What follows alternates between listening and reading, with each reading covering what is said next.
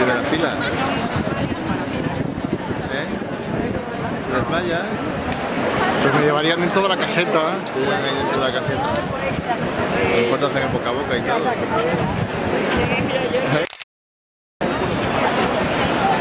¿Lo llevan o no se lo llevan?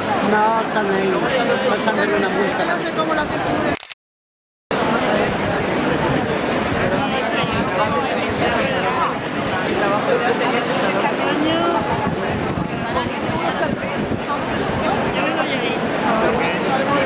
Darle la vuelta.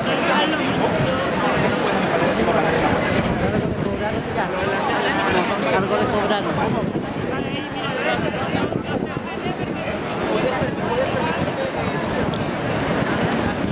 Lo de las reglas esas de la robótica, ¿qué te parecieron? Muy simples, ¿no?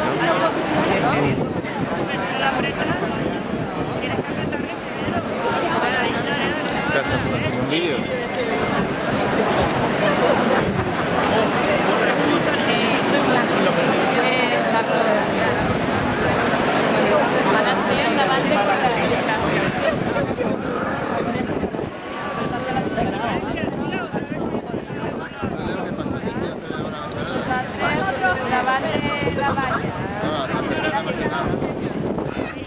No, voy a ir a comer primero porque soy tonta.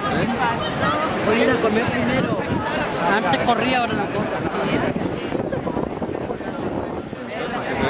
Ya que hacen más sentadas, que deben de comer allí. No me gusta la comida.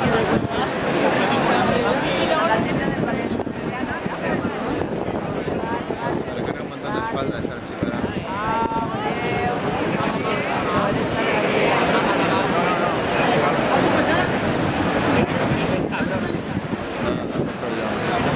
Pero vale de cobrar.